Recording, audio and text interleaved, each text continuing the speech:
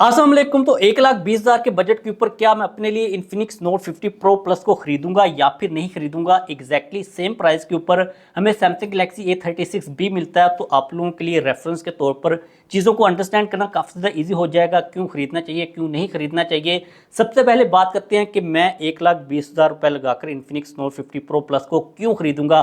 तो उसकी रीज़न है परफॉर्मेंस। अगर मुझे ना गेमिंग करनी है, लाइक मेरा जो मेन फोकस है वो गेमिंग है, तो इस प्राइस सेगमेंट के ऊपर आप लोगों को 120 FPS स्मूथ के साथ जो एक्सट्रीम अल्ट्रा के ग्राफिक्स हैं वो मिल जाएंगे। तो आप लोग गेमिंग काफ़ी डिसेंट क्वालिटी के अंदर कर सकते हो। ये वाहिद फ़ोन है जो कि इस प्राइस सेगमेंट के ऊपर 13 लाख का Antutu का स्कोर प्रोवाइड करता है, क्योंकि जो MediaTek Dimensity 8350 है ना, सबसे पावरफुल चिपसेट है। तो अगर आपको परफॉर्मेंस चाहिए, मुझे परफॉर्मेंस चाहिए, तब मैं स्मार्टफोन को खरीद लूँगा।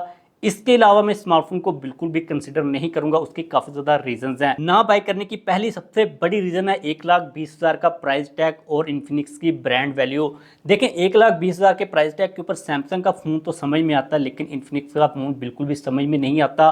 अब इसको आप लोग इस तरह अंडरस्टैंड कर सकते हो कि फॉर एग्जाम्पल मैंने A36 को भी बाय कर लिया, इन्फिनिक्स को भी बाय कर लिया, लेकिन अगर मैं 2-3 महीनों के बाद उस स्मार्टफोन को सेल करने जाता हूँ ना मार्केट के अंदर, तो मेरा जो सैमसंग गैलेक्सी A36 है ना वो काफ़ी इजीली सेल हो जाएगा, काफ़ी अच्छे पैसों के ऊपर सेल हो जाएगा। लेकिन एट द सेम पॉइंट जो इन्फिनिक्स का फ़ोन है ना वो इतने अच्छे पैसों के ऊपर सेल नहीं होगा, और मार्केट के अंदर वो काफ़ी मुश्किल से सेल होगा। दुकान वाले उसका जो रेट लगाएंगे ना 50-60 हज़ार से ऊपर का बिल्कुल भी नहीं लगाने वाले, क्योंकि इन स्मार्टफोन्स की जो रीसेल वैल्यू इतनी ज़्यादा नहीं होती। तो अगर मुझे अपने पैसे प्यारे हैं, मेरे लिए गेमिंग 60 FPS भी चल जाएगी, तो मैं इन्फिनिक्स की तरफ बिल्कुल भी नहीं जाऊंगा। इसके बाद दूसरी बड़ी रीज़न है सॉफ्टवेयर का एक्सपीरियंस। देखिए, अगर मैं 1,20,000 रुपये लगा रहा हूँ ना, इसका मतलब यह है कि मैंने काफ़ी देर से पैसे इकट्ठे किए हैं, मैंने फ़ोन को लॉन्ग टर्म के अंदर यूज़ करना है। तो जो सैमसंग का UI का एक्सपीरियंस है ना, One UI आप 7 समझ ले, जो कि A36 के अंदर आता है, वो काफ़ी ज़्यादा स्मूथ है, उसको आप लोग प्रीमियम समझ सकते हो। लेकिन एट द सेम पॉइंट आपको परफॉर्मेंस तो अच्छी मिल जाएगी, लेकिन जो सॉफ्टवेयर का एक्सपीरियंस होगा वो 1,20,000 की वर्थित वाला बिल्कुल भी नहीं होगा। साथ में बग्स का इशू आपको इन्फिनिक्स के अंदर ज़्यादा देखने को मिलेगा। और जो सॉफ्टवेयर की अपडेट्स का मामला ना, सैमसंग आपको इसी प्राइस सेगमेंट के ऊपर 6 साल की सॉफ्टवेयर की अपडेट को प्रोवाइड करेगा, जबकि जो इन्फिनिक्स वाले हैं वो 2 साल की मेजर अपडेट्स को प्रोवाइड कर रहे होंगे। तो मेरा जो 90% यूज़ होगा ना फ़ोन के साथ, जो मेरी अट्रैक्शन होगी वो सॉफ्टवेयर के थ्रू ही होगी। तो जो सॉफ्टवेयर का एक्सपीरियंस है इन्फिनिक्स का, वो 1,20,000 के ऊपर तो बिल्कुल भी समझ नहीं आता। अगर हम बात करते हैं 60-70 हज़ार की मैक्सिमम, तो वहाँ पर तो सॉफ्टवेयर का जो एक्सपीरियंस है हम लोग उसके साथ गुजारा कर सकते हैं। तो ये दूसरी रीज़न होगी इन्फिनिक्स नोट 50 प्रो प्लस को ना बाय करने की।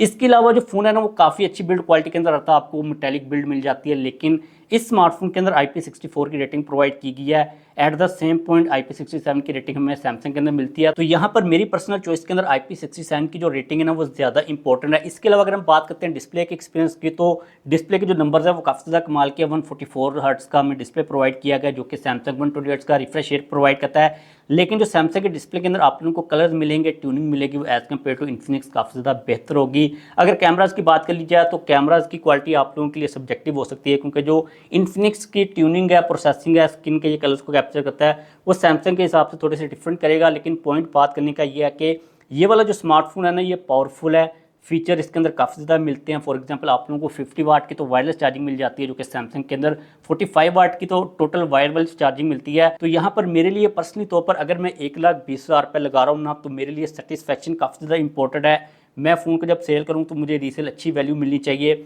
अगर मेरा सॉफ्टवेयर का एक्सपीरियंस है वो भी बेहतर होना चाहिए। 1,20,000 के ऊपर मुझे सॉफ्टवेयर की कंसिस्टेंट अपडेट्स चाहिए, जो मुझे ऑप्टिमाइजेशन चाहिए डिस्प्ले के अंदर, कैमराज के अंदर, वो बेहतर चाहिए। लेकिन अगर आपको 1,20,000 के ऊपर गेमिंग करनी है, तो डेफिनेटली ओवरऑल जो फ़ोन की स्पेसिफिकेशंस हैं, जो हमें वैल्यू मिल रही है हार्डवेयर वाइज, वो तो काफ़ी ज़्यादा कमाल की है। लेकिन मैं पर्सनल तौर पर इस प्राइस सेगमेंट के ऊपर इन्फिनिक्स का फ़ोन कंसिडर नहीं करूँगा। अगर आप लोगों ने स्मार्टफोन को बाय करना है, तो आप लोगों के लिए मेरी रिकमेंडेशन ये है कि आप इसका वेट करें, क्योंकि जिस प्राइस सेगमेंट के ऊपर इन्फिनिक्स इस फ़ोन को लॉन्च किया ना, हो सकता है कि इसका बहुत जल्द प्राइस ड्रॉप लगा दिया जाए, क्योंकि मार्केट के अंदर आप लोगों को पता है कि क्या सिनेरियोज चल रहे होते हैं। लेकिन अगर आपने फिर भी ये फ़ोन बाय करना है, तो वैल्यू वाइज ये फ़ोन बुरा नहीं है।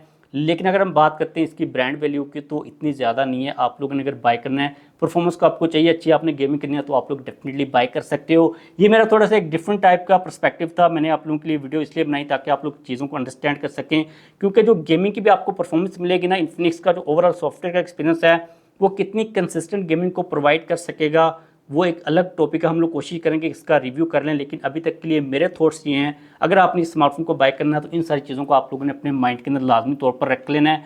वीडियो को खत्म करते हैं। अगर आप लोगों का किसी किस्म का कोई भी क्वेश्चन हो तो लाजमी तौर पर पूछ लीजिएगा।